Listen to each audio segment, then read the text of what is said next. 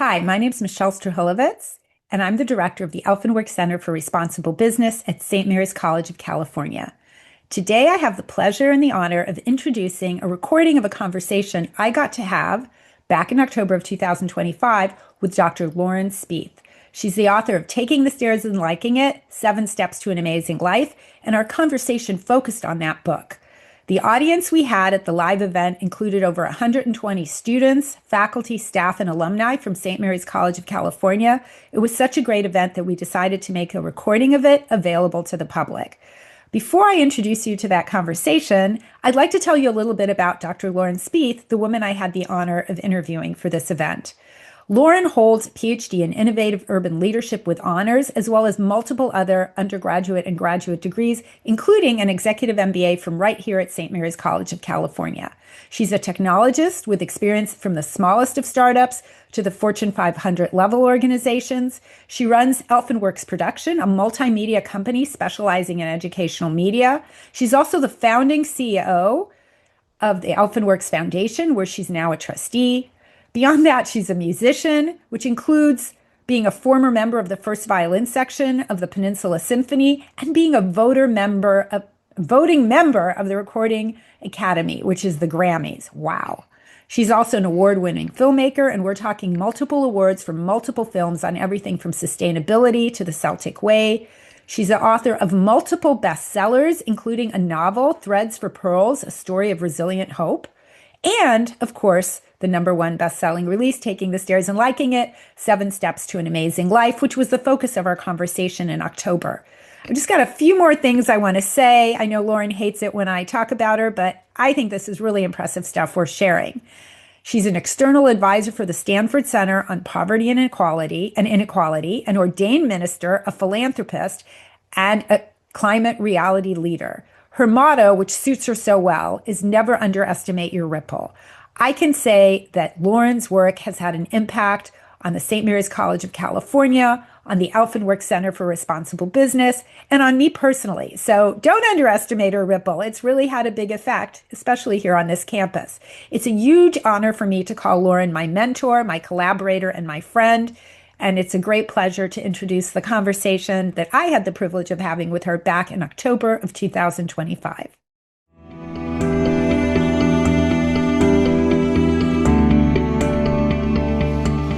So welcome, everyone.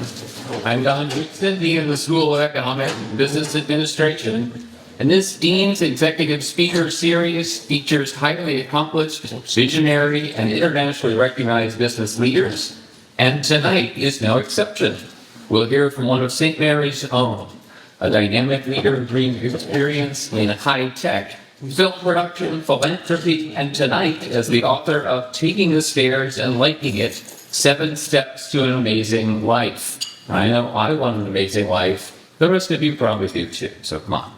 19 years ago, Dr. Lauren Speeth of the Elfenworks Foundation endowed the Elfenworks Center for the Study of Fiduciary Capitalism at St. Mary's College, later changed to Elfenworks Center for Responsible Business, and it's a center dedicated to promoting business education and practices that transcend mere profitability to advance the common good and to drive positive social change. The center strives to be a thought leader in environmental stewardship, employee well-being and inclusion, and other social justice matters as they relate to business practices. Having a center focused on socially responsible business is especially appropriate for SEBA, where we emphasize that we are business with a difference. Our students learn cutting-edge business skills in the context of Lassallean values. That leadership is most effective when it's carried out with integrity, accountability, and a focus on sustainability. In a time when business seems to be held less accountable for their treatment of employees, their responsibility to consumers, and their effects on the community and environment, I think the center's mission is more important than ever. In the last year alone, the center hosted talks on building ethical and responsible next-gen AI and machine learning enterprise with the AI leader of Walmart. We featured David Godfrey, the father of Green Building, on his social entrepreneurship journey, and held a lively discussion on fighting global ocean pollution through compostable diapers. So ECRB is truly a dynamic center focused on critical social responsibility issues. Well, before we meet Lauren, I'd like to recognize and thank everyone involved in bringing this event together, especially Dr. Michelle Strahilowitz, Director of ECRB, for her terrific coordination of the event. Thank you, Professor Tim Silva, for bringing a bunch of students with him. Thank you, Tim. I'd like to thank the Guyette Fellows Leadership Program and the Gale Women in Business, the Dean Student Advisory Council. I see many of you here. Good to see you. Thank you for co-sponsoring this event. And I'd also like to thank Mariella Crudell, who's back here. Jackie Romer, who couldn't be here tonight, but, well, she's on vacation, so she's having fun. She did all the arrangements ahead of time for this event. So now, to introduce our renowned guest and to moderate our fireside chat this evening, we have Dr. Strahilowitz, who is a marketing professor and director of ECRB. She is a prolific researcher whose most recent research focuses on improving the emotional well-being and physical health of consumers. Michelle has received 2 Faculty Provost Research Awards, the SILSA Faculty Engagement Award, as well as research awards from SEBA. She's frequently quoted media expert and official blogger on Psychology Today, and has a podcast about happiness and well-being. Michelle teaches on a variety of subjects, but the course she's most excited about is The Science of Happiness and Well-Being, a popular Jan term course. I hear some of you may have had that course. Michelle, I'll turn it over to you. Okay, I have a really hard job because if I were to go through all the list of amazing things that Lauren has accomplished, we would be here till midnight and you would get your seat and I'd get through. So I'm just going to say this is just highlights. I feel like I'm introducing a panel of 12 people from different fields who have really accomplished, because it's just shocking that she's accomplished all these things. So I'm going to go through the list. But wow, that's the summary. Okay, here we go. Dr. Lauren Speeth holds a PhD in Innovative Urban Leadership with honors, among many other degrees. The one we're most proud of is she has an executive MBA from SEBA right here at St. Mary's College of California. She's a Regent Emeritus here at St. Mary's. She's a technologist with experience in the smallest of startups to the Fortune 500 company levels as well. She runs Elfenworks Productions, a multimedia production company specializing in educational media. She's the founding CEO of the Elfenworks Foundation, where she's now a trustee. I could spend an hour and a half talking about all the amazing things the Elfenworks Foundation does, but let me just say, domestically, all over the world, outreach to vulnerable communities, supporting initiatives like the one here at St. Mary's, the Elfenworks Center, and so much more. Look it up, it's amazing, and really about the things that we talk about at the center and on this campus, helping those who need the most help, caring about sustainability, all the issues that we're so passionate about.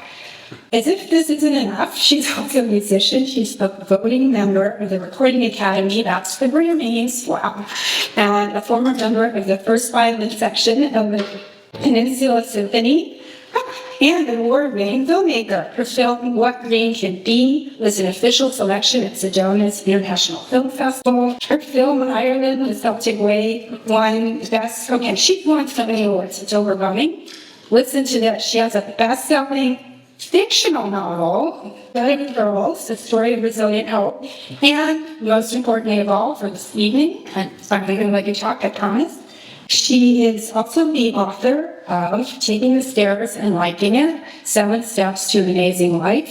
It is a #1 best-selling new release on Amazon. We have some copies today for those who are quick to ask questions early on.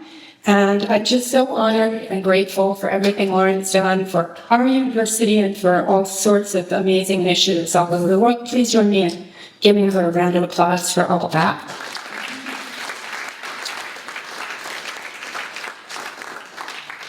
First of all, Lauren, I loved your book. I got to read it before it was even available through Amazon, and I really enjoyed it. Congratulations on number one in its release on Amazon, and congratulations on coming out from Spanish and Portuguese just in the last 10 days, which is amazing.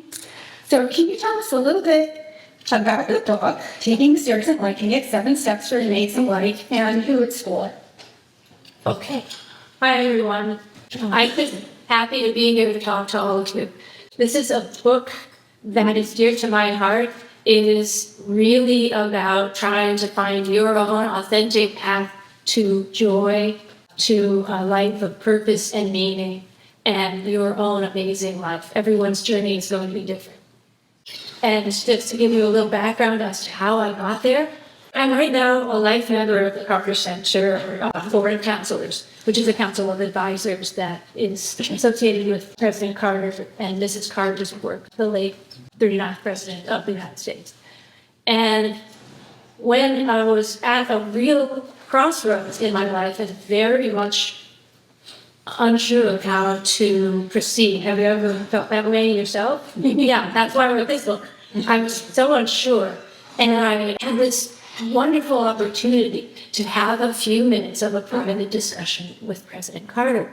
And I asked President Carter, how is it that I can feel less small, less ineffectual against this big and broken and daunting world?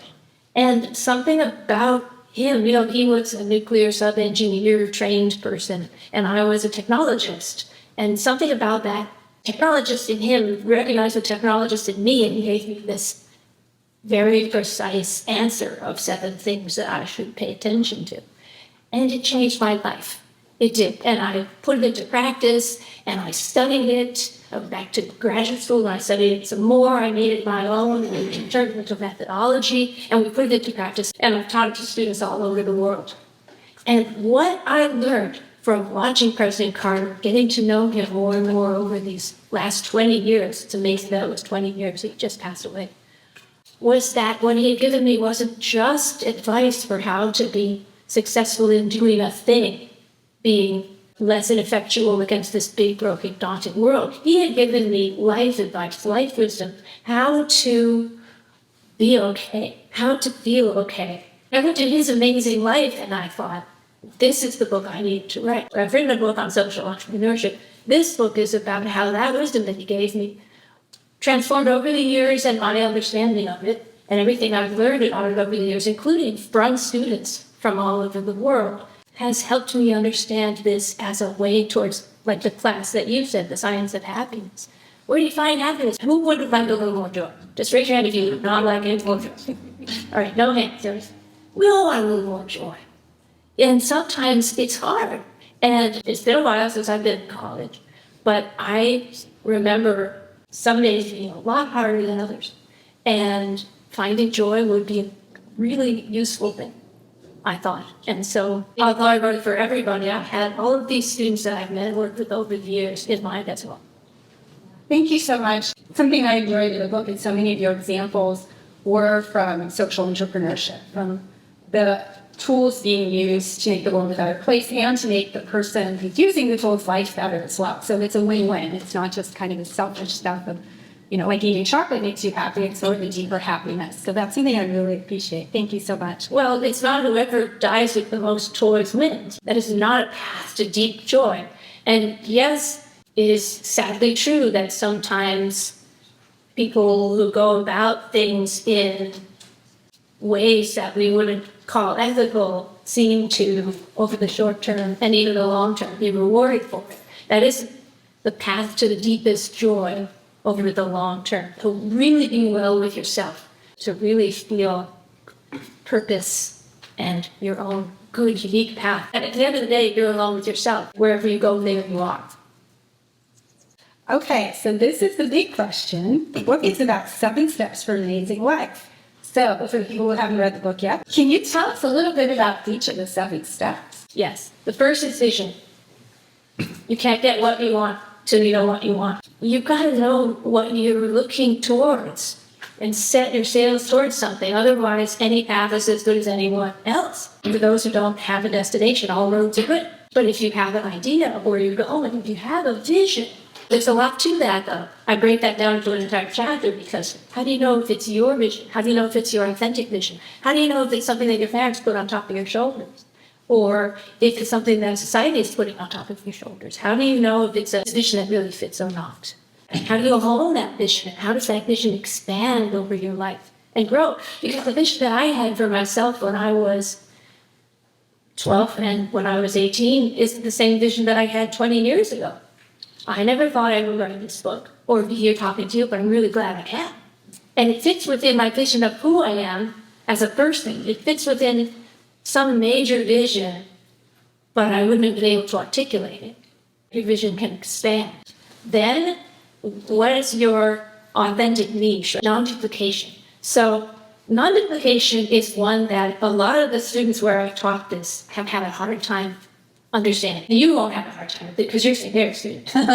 Non-duplication isn't that you have to go reinvent the wheel. Non-duplication is Dr. Paul Farmer taking our modern medicine and taking it over to Haiti when it wasn't available. It wasn't available there, it's non-duplicative there.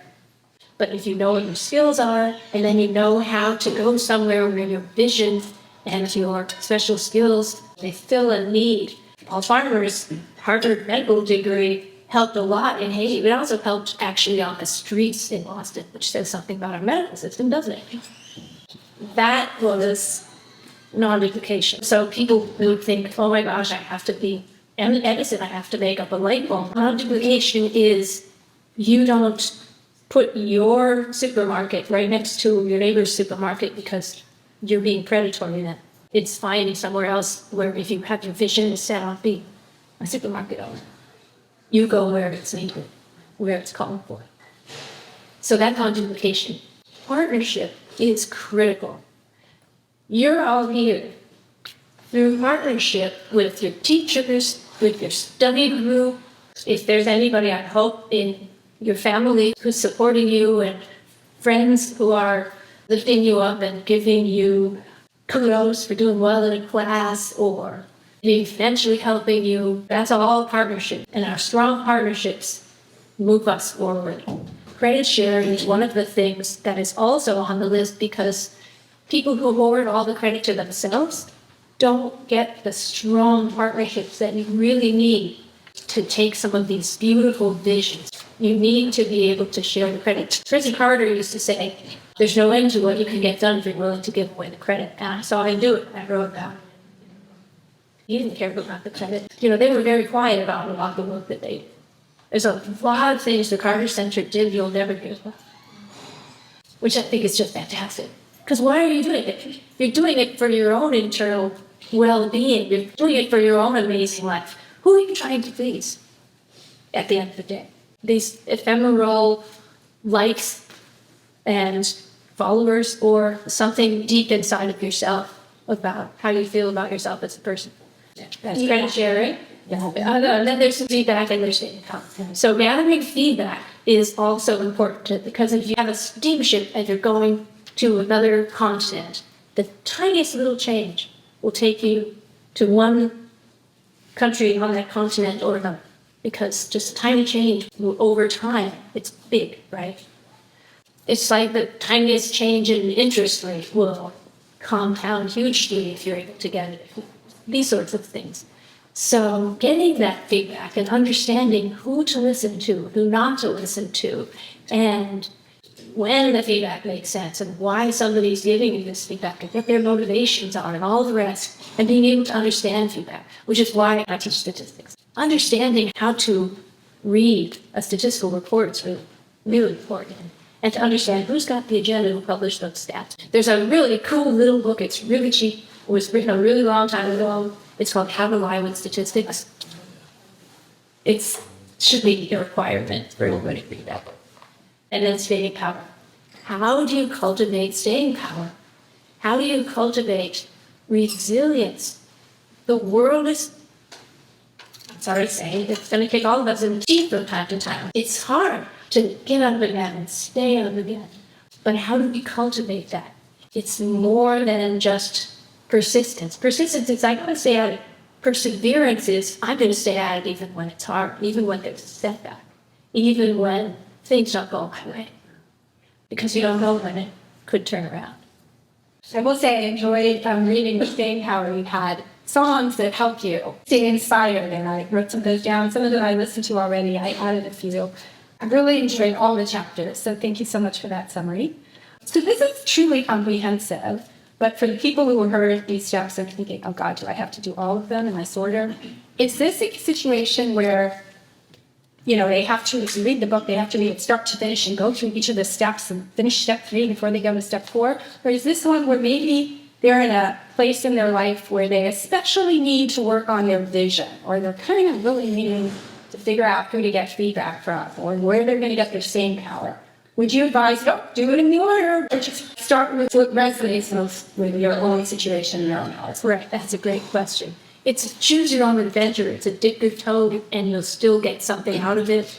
It's not written so that you have to read it front to back. If you're interested in finding out more about your vision, go to vision. If you're interested in figuring out staying power because you're feeling a little like the wind is taken out of your sails, spend time on the chapter 7 about staying power and just go there. It's there to help you. It's written really as a help. And so don't waste your time on areas that you feel comfortable with. Leave it for another day when you're not feeling so comfortable about this. I just want whatever will help you to help you. Thank you. That is so helpful. You have a step on feedback. Yep. And I have to say, this is one of the things that personally I've seen really predicts where I've been teaching over 32 years. Someone say you don't look that old. You don't look that old. Okay. You don't. Thank you. Okay. I will tell you, one of the things when I follow students many years ago, one of the things that's the biggest predictor of how far they went is not whether they were A students. It's not whether they got the top internship. It's how they handle feedback. Those students who are hungry for feedback, they're running companies now. Getting good at taking feedback and seeing it as a gift and an opportunity to grow and get better is really valuable. And I think Lauren's chapter on this is really helpful for understanding that. Now, let me ask the question. Do you have advice for the whole group of us here on how to give and receive feedback, as well as how to know whose feedback to listen to and whose feedback maybe not to listen to? When I was studying violin, I had a teacher who never once gave me a compliment. The best he ever did was, "That's better." And when he said "that's better," it blew my mind. It blew my mind because it was a couple of years in that he finally said that. It was like, are you channeling the bells of Satan here? I mean, it was like, oh my God, these things. Like, knowing the person and their motivation. These people wanted me to be a better violinist. They had my best interests in their heart, which is why I sat there and I took all that, because I really wanted to be better. Then there's other people who will troll you, and you need to not listen to that. And then there's the troll in your head, and there's your inner parrot that's going to go, well, you shouldn't have did blah, blah. Right, there's those, and you got to make them go play in another room in your head. Knowing the person and knowing their reasoning for giving you feedback will help you to temper what that feedback is. Then there's the non-feedback, right? What if somebody ghosts you? Ghosting seems to be something that everybody's still doing right now. And people take it as feedback on themselves when they shouldn't. They should take it as feedback on the person who's doing that. Take it as feedback on the person who's doing the ghosting. It's really cop-out ghosting. And it's not taking the other person's feelings into account. And so it's about that person and the way in which they behave with other people and the amount of feelings that they take into account of other people. Really, what is it that you take as feedback? So here's a professor who cares about you and wants to see you go on and become a CEO or a CFO or a chief marketing professor, whatever you want to be. And so if this professor has feedback that's hard, and that's the motivation, and you can take it, then that's helpful. The other thing that's interesting, right now, I'm finding that a lot of people are telecommuting. And when I was starting out as a technologist, there wasn't telecommuting. The thing about a mentor, when you're actually there, is different from a mentor that's sort of giving you some feedback on Zoom. I had a mentor who was hands-on, just like I couldn't learn the same amount of violin from somebody who was giving you a lesson. And maybe you can learn a little bit of violin on Zoom and on YouTube, but if you really want to be able to play in a symphony orchestra, you're going to want lessons one-on-one, and you're going to want that kind of feedback. So one of the things that I might suggest is, even though it's very comfortable and lovely to be able to stay at home, consider finding a position where you have mentorship and consider being around that person so that you can get that feedback, so that you can grow. I had an amazing mentor as a technologist, and that's how I grew.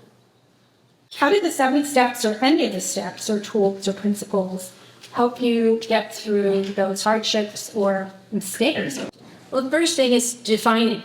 If you're not failing at something once in a while, you're not trying hard enough. Edison, who I would only hold up as, I wouldn't hold him up as an example of virtuous person, but he certainly accomplished a lot. He didn't say he made 1,000 mistakes. He learned more and more and more about ways not to make a light bulb. These things that I have done have taught me what not to do. Part of it also is, what do you do about those mistakes? I remember at one point I was feeling really down. I had made a big mistake, and I hadn't listened to some feedback and to some advice from some very important advisors. And I'd taken us down a road, which wasn't a good road. I thought I was so smart. I thought I was all that. I was feeling very down, and I was in Georgia, and I was sitting at a table with Mrs. Carter. And she was a very perceptive person, and she said, she kind of got it out of me pretty quickly. And she said, "Oh, Laura, how long have you been at this?" And I said, 5 years. She said, "I've been trying to get mental health parity for 30 years, and I still don't have what I want. Just keep going." That was so nice. The other thing that was really amazing about the Carter Center is, at the very beginning, after that advice, President Carter and the Carter Center invited me to bring our whole team to the Carter Center. And they brought their historian into a conference room, and they showed us every mistake they'd made so that we wouldn't make those mistakes. You can learn from other people's mistakes. Isn't that amazing? Who does that? That's why I share some of my mistakes in the book, so that you can learn from other people's mistakes. You can learn what not to do by watching people. Oh, that's not what I want to do, not that. That's knowledge too, right? That's pretty amazing. Yeah, thank you so much for that. And I know some of you might be too young to know that much about Jimmy Carter, but he's really someone who was so loved and admired after the presidency in particular, because he just kept contributing as if he was still, his number one goal was making the world and the country better. Whether he had the office officially or not anymore didn't seem to change it. So He died at 100. He was the oldest living president. He said to me a number of times, as long as I have breath, I'm going to keep trying to think of it. and he voted in the 2024 election. And That was one of the reasons he's still alive. That one, he said, I'm going to still that was his, that was his staying power. You find your reason, you find your why, and your why can motivate a lot of different things. I want to tell you about my uncle. My uncle Chris was a filmmaker. He was a mentor to me in film. And he left his job in filmmaking. It wasn't a job. He left his career that was growing in filmmaking to take a low-level job in government, because he felt his calling was, and you know, your career is your calling. Everybody has a calling in life. I feel that he felt that his was to put his daughter through a Quaker school and through college. That was his, and he felt really good about that. What I'm saying is, you don't have to be some great filmmaker to feel really good about your life. You can be in a low-level government job and be amazing. And then your special skills are still good because you're still helping your niece sometimes. Your skills don't go away, and they still can be useful in surprising ways. He helped me judge when I was involved in a student film festival project. We had the Elfenworks Student Social Justice Film Prize, which was for a while campus movie festivals going around. We were judging hundreds and hundreds of student films every year. And Uncle Chris would always judge them with us. That's great. So he still got to be involved in film. He still got to be involved. He didn't still. He, once again, long after, Right. got to be again involved in film. Came back to it. Sorry. Yeah. That's great. Okay, enough on setbacks. Can you give us an example of a goal you had where one or all or several of the 7 steps helped you achieve that goal? When I was in Jordan, and I was speaking to students at the University of Jordan, and then I was speaking at the World Affairs Council. And then we ended up meeting some people with a small nonprofit. They put together an idea of how to have a hydroponic farm there. And the entire thing, it was called the 7 Pillars Ranch. And it was named after these 7 ideas. their whole process in building it and even in putting together the whole proposal to us and the way they did it. What was their vision? What were the special skills going to be that were going to be needed? They were in partnership with us, but they were also in partnership with the government there. So every single one of those things were useful to us in that. So that's one of the ways that I've used it, but I use it all the time. In fact, one thing that we do is every year we're going through and having a year of this, a year of that. We started in 2020 with vision, 2020 vision, get it? Yeah, sorry, but so we just started with vision. It's our year of vision. And so we just looked at vision, and we looked at vision in our lives. So we just took a whole year to go deep in depth into it and stuff, which helped me also gain a lot more meat for this book. Fantastic. And then the next year you do the next step. Yeah, that's the next step. That's fantastic. That's a cool way to do it. So can you share an example where these steps were used, applied by someone else in a way that helped them through a hard time and helped them actually do good even in spite of very hard times? And I guess I'll just mention, I'm thinking of the story with your sister. My older sister, Deb, when she was dying of lung COPD, which is emphysema from smoking, she didn't want others to have the same fate. It's a little bit like those "you can stop" kind of ads. She wanted to have her voice heard in the same way. And so we put together our partnership with her. My partnership with her was I brought my filmmaking skills, and she brought her voice to the project. And there's a "you can quit" little tiny video. And she said, if you want, you can quit, you can quit. You just put your mind to it. If you put your mind to the quitting, the way you put your mind to the smoking, you can quit. She was uniquely, non-duplicatively qualified to talk about the harms of smoking. That's why quitting would have made no difference to her, because she was already done. That was a really moving story. I love the way you wrote about it in the book as well. It's really moving. Recently, I shared a dissertation on burnout, and the doctoral student I was working with, everyone that she talked to, and she'd say, "Oh, I'm working on burnout," they'd say, "I'm still burned out." So it seems that burnout is an epidemic. So given that this is a thing, if someone is at some point in their life, hopefully not currently, feeling burned out or stuck, how can some of the 7 steps or any of the 7 steps help them with that sense of, God, I just feel so burned out or stuck or whatever the word is? That yucky feeling of, I don't have that energy and inspiration right now, worried about it. How's it going to come and get back? Yeah.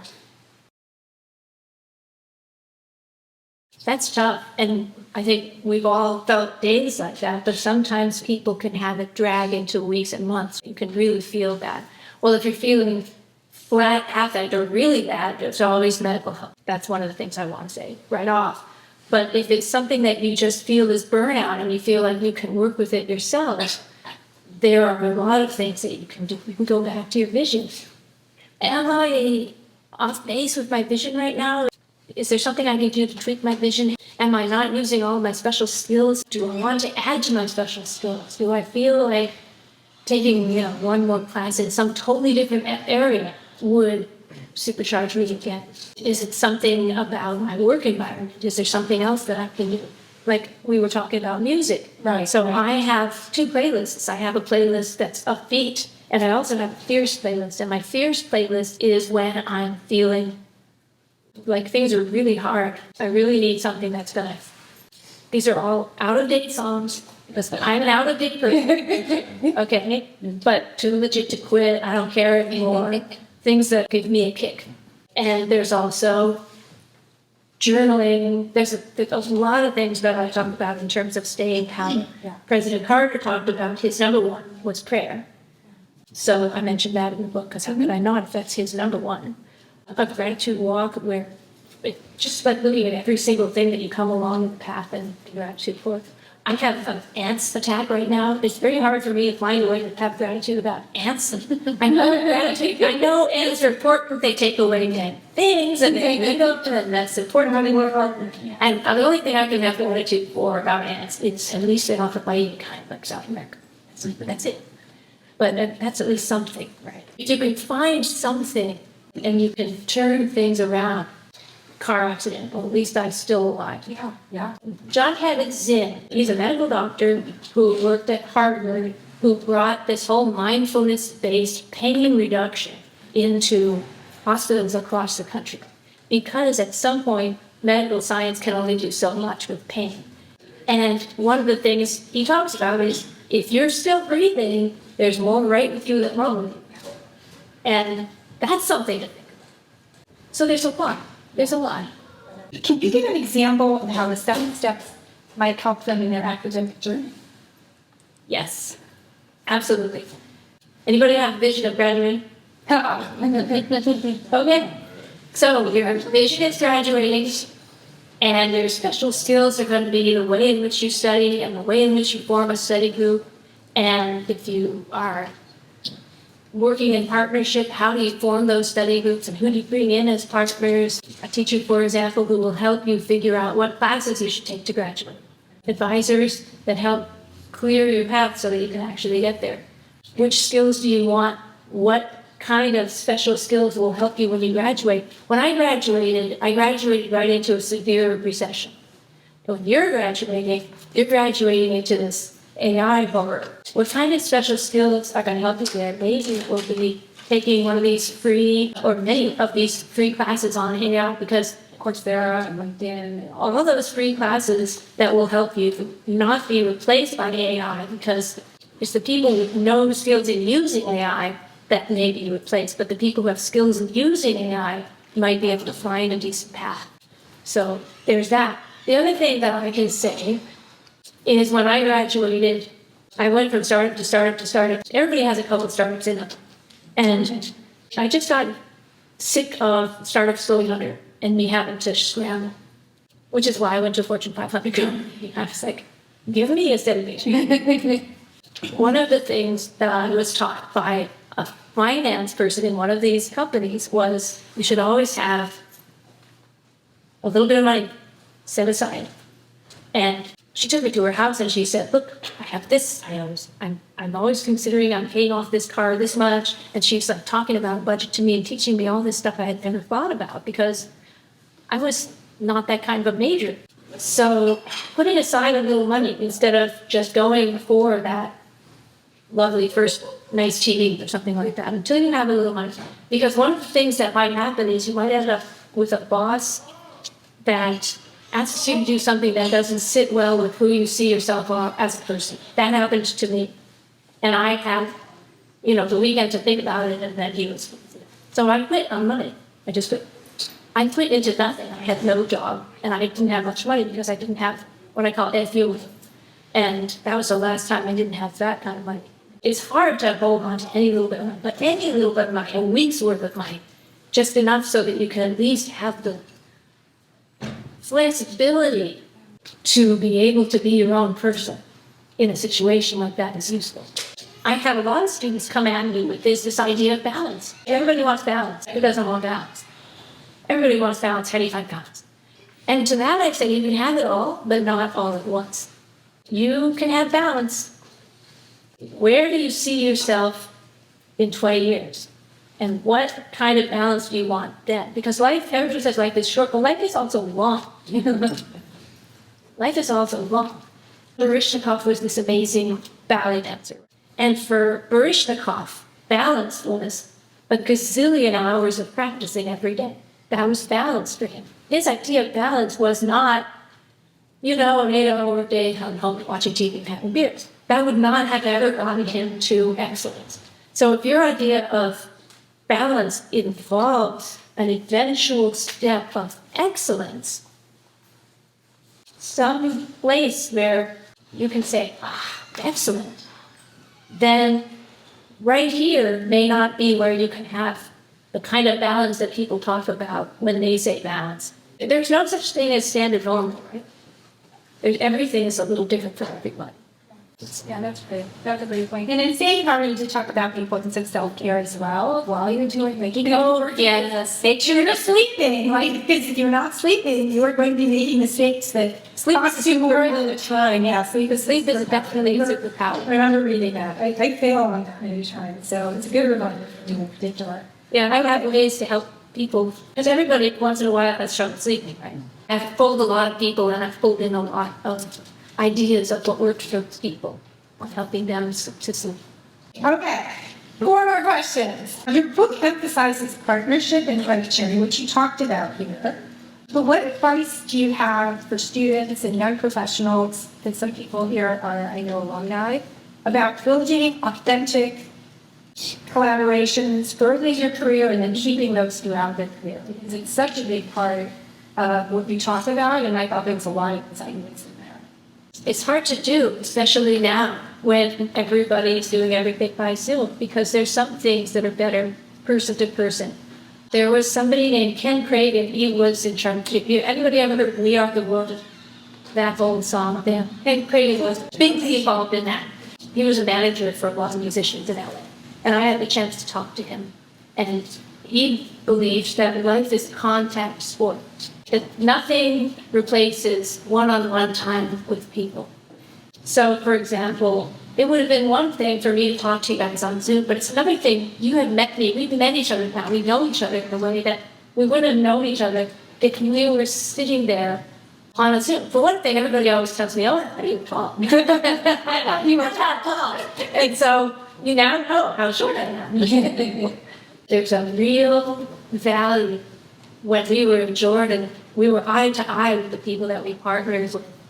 When we were in China, we were eye to eye with the professors that we were working with on social entrepreneurship with the Chinese students. When we were in Ukraine, we were eye to eye again with the team there at the Elfenworks Center there. That's probably rubble now. But a lot of our projects are now rubble, but it doesn't matter. Is that Ontario? Oh my God. See, that's what I'm talking about. Yeah, library. People who are connected and you know how many times Ontario came to our concert at Peninsula Symphony before I really came back and became very involved again in St. Mary's College, and then became a regent, and then became years and years involved in the regent, then all the rest. That was wrong. Why did I do that? So he made my point for me about the personal relationship. The personal relationship is what keeps us together. Everything is balanced. I have certain people that I've worked with that do work remotely, and then they come in once in a blue moon. However, I have a long history with them. Right, yeah. And so the question is really, what does that remote job bring you? How are you going to also gain other partnerships and connections with people? Because I think one of the things that America is suffering right now is an epidemic of loneliness, right? I mean, there's, everybody has sitcoms about how bad the office is. Some of my best friends ever are from work. I could call on them for anything. So you've actually presented these concepts all over the world. We taught it everywhere, just about. Are there any differences in terms of how audiences in different parts of the world receive this, or which step most resonates in one country versus another? Yeah, that's a great question. So, interestingly, students everywhere that I've talked to, and it's primarily at universities, right? Because I'm interested in empowering and supercharging the next generation, because I believe my generation owes you guys an apology. Apologize on behalf of my generation. But also, we're living in this world, and you need to be as supercharged as you can, and I'm trying to pass along this information to you. So, everywhere I've gone, everybody cares about the environment, but differently. So, in Australia, there were people caring about the habitat loss for koalas. Yes. We don't have that. We don't have koala habitat loss here in India. Interestingly, the students there, who were very accomplished, couldn't name a single special skill that they had until I started naming them for them. Do you guys speak English? Yes. Do you speak Hindi? Yes. Do you speak Urdu? Yes. Can you ride a bike? Yes. Can you ride a motorcycle? Yes. Can you drive a car? Yes. Can you teach? Yes. Can you read? Yeah. What about special skills you don't understand? There's a cultural thing about not wanting to be the tall topic, but to not name any special skill, it's almost like a false modesty. Big thing range in that. In New Zealand as well, I tried in New Zealand for students. would not raise their hand and wouldn't take credit for things. And they told me at the tall poppy said to me, as a child, do not stand out. It's not fair to the other students. It's not fair to the other kids in the school if you're always answering a question that makes them feel stupid. And it's really problematic. That's because you think it's one pie. Right. It's one little pie. If you take a piece, there's only that much left. Yeah. There's less pie. That's not how the world is. So does me being here and having written a book, does that take away from any of you guys? No. You could write a book. You could write a book. You could write a book. You could write a book. Probably already wrote a bunch of books. You could write a book. You could write a book. Right? Me being here having written a book, all it does is say, oh, I can write a book. My uncle having done movies and my being able to see him do some of the actual, adding some of the musical accompaniment and strange stuff at this Cleveland sound house that they were, that made me feel like, how hard can it be? If my uncle can do it, that's just my uncle over there, then how hard can it be? Well, it turns out it is not easy. It's not a smaller pie. Him having done it made it a bigger pie. You graduating makes it a bigger pie. Your nieces and nephews or whoever around you will see, oh, she graduated, I can do it. And me going to Jordan and speaking to all these young women where I was a unicorn because I'm a woman who runs a thing. And here, there's a lot of women who run a thing. And mine is pretty small here. It's a nothing little thing. But there, it was a unicorn. Did I make the world smaller for them or bigger? So don't look at it as one little pie. Your light is important. Never underestimate what your ripple can do. And by the way, the other thing that I always wanted to tell my students and that always resonated most is your words could save a life. You don't know. A lot of the students could be feeling down, more down than you even know. And your positive word could change their trajectory. They could be thinking some pretty dark thoughts about themselves and their future. And you can change that around. So you just don't underestimate the power. And you know what it's said, save a life, save the world. Okay. So do you have any last thoughts, any suggestions, recommendations, or final thoughts you want to leave us with, or ideas for how to apply what we've heard today? Don't underestimate your ripple, as I just said. It goes both directions. Don't think that the negative thing that you're doing doesn't have a huge effect on everybody either. I heard a really cool analogy the other day. A person is sitting in a boat. It's just a rowboat. And he's sitting there, and he's drilling a hole under his own seat. And the guys are looking at him going, what are you doing? He says, well, it's just my seat. But he's drilling a hole under his seat. Right? What's going to happen to the whole boat? He's sinking the whole boat. He thinks he's just sinking himself. We're all interconnected. And who we are ripples out. The world is going to try to tell you a lie. The lie is that you have no power, that you have no influence, that you have no importance, that you don't matter. And I'm here to tell you that's a lie. And that you need to tune it out because you are extremely important and everything you do matters. Do you think there's one step in particular that people might have the most difficulty with? Well, if you were in India, I would say special skills. But you guys are secondary students and you should be able to own it. You've got a lot of special skills. Others have had problems with non-duplication, and I talked about that, how that can be a problem for people to understand. But I don't think any of you are going to have any problem with any of it. I think right now we're living in a time, a really crazy, tumultuous time, and it's easy to lose our balance. And so I think that maybe the one that can be the most helpful is staying power. Graduation gives students a very clear vision. After graduation becomes a little bit more unclear. How do you go about finding a vision after graduation?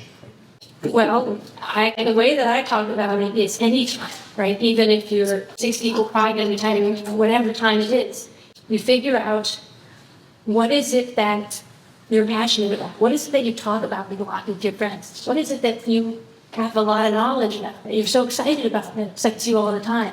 And then you look at that and you look where you're at and your skills overlap and where the world's needs overlap. It's like a Venn diagram. And that's your sweet spot. I was wondering which step you found easiest to write and hardest. I think it was hardest to write feedback and easiest to write vision. Do you use the 7 steps throughout your personal life, even for like menial tasks, like what you're gonna do for the day? It's sort of baked into everything. I think of President Carter a lot. I've got a picture of everywhere. But I wouldn't say I formalize it. I always have my vision in mind. Right now I'm working on a really wacky project that is got our vision and our special skill and everything else. We're trying to teach Morse code with music. Because we were invited to do that, to work with the largest group back in the country that teaches Morse code. We know educational media, that's our special skill, and they said, could we join together and teach Morse code with music? Vision, special skills, non-duplicative, whoever taught Morse code with music. So when I sit down and I work on that project, I'm certainly bringing all 7 pillars into my life. All my work all the time is that. But I don't go and have a cup of coffee and think, is this not duplicative? Was there any point in creating the book where the original list of steps or an iteration differed from the final 7? Can you walk us through that process of brainstorming and drafting and why 7 specifically is lucky number? It was because President Carter told me 7 exact things I should pay attention to, and that I had used those 7 for 20 years, and I had delved into those 7 and studied them and created a methodology for social entrepreneurship that I'd already written about. But when I realized that I could apply that to my life, I wanted to keep the 7 in the same order and not confuse anybody with changing the thing around. So there was never a point in time when I ever thought that I would ever change it. Yeah. And the 7 steps are also the pillars in your social entrepreneurship. If you're in social entrepreneurship, your vision might be, hey, I'm about child poverty, I'm about hunger, and how am I going to get something done? And this is more like, how am I going to live my best, most authentic, sweetest, amazing, happy, joyful life, which is sort of different from how am I going to go solve poverty, right? They're totally 2 different things, although they kind of relate to each other. If you could give your cold self one piece of advice, what would it be? I would say, stop being so freaked out, it's going to be okay. Because I was pretty freaked out when I was in college. I was a little bit younger than everybody else, and I was taking too many courses because I was worried about money. And I was graduating into a recession, and I really didn't know what was going to happen. And I was going to be like the only family member in California then. And it was all pretty scary. And I was like, oh my God. And I would tell myself, just, it's going to be okay. Most of the things that we worry about don't happen. Just cool it. That's what I would tell myself. But I'm sure I wouldn't have listened. Yeah, I don't think there's anything that I could have told myself that's what I actually would have listened. And I had a question on staying power. Is it like seeking agency or focusing on what you cannot control? Because I feel like per se, power is something that gets straight away when you have a lot of uncontrollables. So what is your mantra on that, staying in power? So staying power is perseverance. And sometimes staying power is harder. Like when you do some work and it gets destroyed. Like when you work with somebody and then the work that you have done gets gone and it's all gone. Staying power is how do you still be okay? Or something that you tried to do and you didn't go down a path that was successful. President Carter said if he had given his best, he was willing to risk failure if he felt it was worth doing. So staying power is being willing to take the risks to do something that you care about, and then being willing to be okay with the outcome, because it's not only about the outcome. Did any of you ever meet Brother Camillus when he was alive? Yeah. Brother Camillus Chavez used to teach meditation here at St. Mary's College, and he was my spiritual director for a while. And he used to say, it isn't up to us to change the world, but it's up to us to try and to be transformed in the effort. So staying power is about continuing to be our authentic selves, continuing to work towards the things that we feel are the highest and best use of our time, even in the face of setbacks and your work being completely torn down. You know, How do you stay optimistic in the uncertain world? yeah, that's a great question because it is an uncertain world. And before I met President Carter and I heard these things, I was at sea and I was feeling, how do I not feel so ineffectual and so small? This is a big, broken, and daunting world. And it is a big, broken, and daunting world. It's as broken, at least, as it was when I asked him that question 20 years ago. So it's not about the fact that the world is going to stop burning. It's about that nobody made me God. I'm not supposed to fix all of it. I'm supposed to know what my sliver is. We're all in this together. As long as I am comfortable knowing where my vocation is, what my path is, then somebody comes with me with save the bats, I can go, good, you go save the bats. I'm over here. And that's how I can stay grounded. Because I'm doing this. And I'm doing this to my best abilities, and my best abilities are going to have to be good enough, no matter what happens, even if it fails. So I have a question, and I'm going to ask this from the perspective of being a parent. How do you cultivate, how do you teach perseverance? How do you teach perseverance? Because some people seem to come to it more naturally than others, right? It's possible that sports helps. I think that playing a musical instrument helps. And everything that you get good at, and you get a little bit of time, and you learn that, okay, with time I'm going to get better at something, that's feedback that helps me learn some perseverance. By learning how to play violin, this helps me learn perseverance and it applies to other things. So I think with sports, with anything else that you apply yourself to over time, especially sports are good because it's also teams. I think that's also good. And then something like music, going on stage all the time with a whole bunch of people in an orchestra, you're not alone. You're with all these other people on the stage and off the stage. And that all that practice going on stage and off stage, I'm less afraid of a microphone. Yeah, because I had all that practice. So one thing comes over to something else. But the one thing that is a problem, though, is when you're already good at something. Like, I'm sure some of you are good at something already. You're already good at basketball. You're already good at math. You're already good at something. And then you pick up a guitar and you go, hey, I'm not good at this yet. But you don't have any tolerance for yourself being a beginner. That's a problem. You need to have tolerance for yourself to be a beginner. You need to be a lifelong learner. So it's something that you feel like we should be doing a lot better at. What you guys should be doing a lot better at? Yeah. Because you're the best. What do you think? It's something you should be doing a lot better at. No, but honestly, I really do think that you guys are great. I think you guys are great. And I wouldn't criticize you. I think that standing up right now and being students and doing your classes and getting through college is something that I need to applaud you for. And I would never say you're not doing good at something. Everybody has areas of growth. Allow yourself to be a beginner. Don't be unkind to yourself. Don't look at follows and likes and think that has anything to do with your work. Allow yourself mistakes. Allow yourself growth. Allow yourself beginnerness and things. Yeah, the best skater is the one who fell down the most and got up the most, not the skater that never falls down, and that's a good metaphor.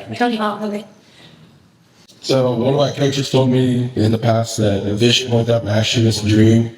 Action without a dream is a nightmare. So my question then would be, how do you find the action that will lead you to your dream and to your vision? And then once you find that, how do you not get caught up in just the action? And how do you keep your vision in mind? That is beautiful. I would like to quote you on that because that was beautiful. So a vision without a plan is just a dream. Absolutely so. And yet just acting without even thinking things through is going to get you anywhere, right? You got to keep that vision in mind as you format your plan. So how are you going to keep that vision in mind? And how are you going to take one step every day? One thing that I do is I try to envision myself at Mrs. Carter's age. What's one aspect that I want to be? I want to be like her. Maybe I want to be a more generous person. Maybe I want to be a kinder person. Maybe something. And then every day I try to think, how did I do today towards that self that I want to eventually be? So the vision is about self as opposed to a thing, maybe. Because visions of things change. I want to be a doctor, I want to be a nurse, whatever I want to be. It all changes.